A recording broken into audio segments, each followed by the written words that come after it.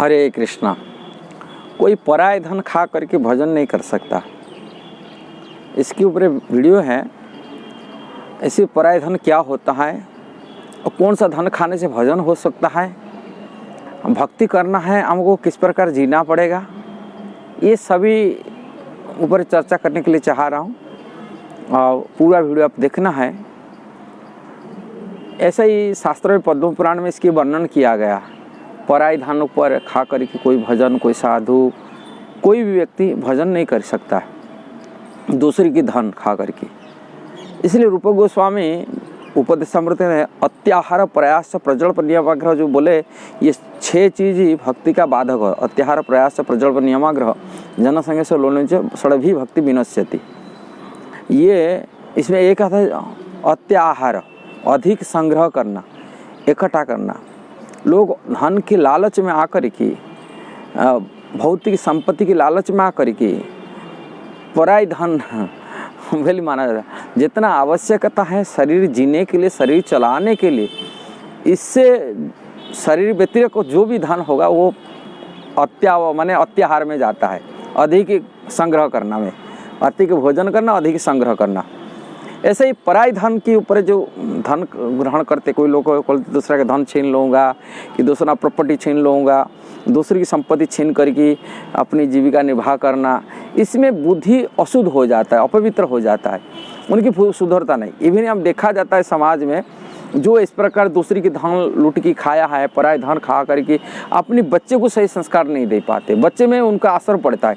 अपने बच्चे को यदि पराय धन में पोषण करता, बच्चे गलत रास्ता में चला जाते, उनको जीवन सुधर नहीं पाता है, विकलांग बन जाते हैं, मानसिक विकलांग बन जाते हैं, दोनों प्रकार विकलांग, कभी कभी शारीरिक विकलांग भी बन जाते हैं, वो मानसिक विकलांग भी बन जाते हैं, उनको झेलना पड़ता है, उनके परिवार को, माता पिता को भी झेलना पड़ता है।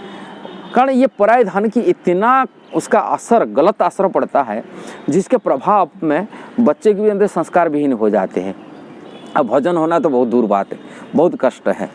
भजन के लिए शुद्ध अन्न के लिए कहा जाता है, जो ब्राह्मण हैं कि वैष्णव है, कोई साधु है, उनको यदि शुद्ध अन्न खाने के लिए कहा जाता है, वो जमीन में गिरा हुआ अनाज, जैसे किसान अनाज काट के ले जाता है, जाने का टाइम में रास्ता में गिर जाता है अनाज, कि धान कि गेहूं का जो फसल निकालने जो ज़मीन से निकालते, उसी टाइम से अनाज कुछ गिर जाता है। उसी गिरा हुआ अनाज को उठा करके, भून करके, माने ज़मीन से निकाल कर उठा करके वो अपनी जीविका चलाता है। वो सबसे बेस्ट टॉप क्लास की और अनाज होता है, अन्न होता है। वो अन्न खाए के भजन कर सकता है साधु, उसमें कुछ उनका दोष नहीं लगता है, कुछ ये नहीं।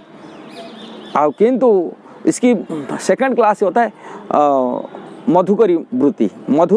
मधुमक्खी जैसा ही एक फूल से दूसरी फूल से चुन करके जैसे मधु संग्रह करता है, ऐसा ही किसी लिमिटेड घर है, नहीं जे पूरा दिन भर भीख मांगता रहेगा, नहीं। अपनी जीविका चलाने के लिए थोड़े ये के लिए स्पेसिफिक 7 घर हो कि 11 घर हो, ऐसे ही लिमिटेड घर में जा कर के भिक्षावृत्ति लेके आते हैं और उसी भिक्षा में अपनी जीविका चलाना, ये मधुकरी वृत्ति कहा जाता है। एक जगह पर नहीं, एक जगह जाएगा तो पूरा भोजन ले आएगा खाने, ऐसा नहीं। थोड़े थोड़े किसी घर में जाके भिक्षावृत्ति करके संग्रह करके लेगा, तो ये सेकंड क्लास की अनाज है, अन्न है, जो अन्न खाए कि भजन कर ले, साधु महात्मा के लिए कहा गया। और कोई भी वैष्णव हो, भक्ति करता है, भजन करता है, ये सावधान रहना चाहिए। हम किसी प्रकार की जैसे जुआ सट्टा में मिलना, आजकल शेयर मार्केट से कमाई हुआ धन हो, जुआ सट्टा, कारण बिना मेहनत में, बिना ये में जो धन प्राप्ति होता है, वो धन में कभी भजन नहीं हो सकता, मन अशुद्ध नहीं हो सकता, मन पवित्रता नहीं आ सकता, शुद्ध विचार नहीं आ सकता, अब बच्चे के ऊपर असर, गलत असर पड़ेगा। इसलिए हमेशा मेहनत करके, कठिन परिश्रम करके उत्पन्न जो धन होता है, कि अनाज होता है, वो आपकी भजन में अनुकूलता आता है और मन विचार को शुद्ध बनाने में सहायता बनाता है।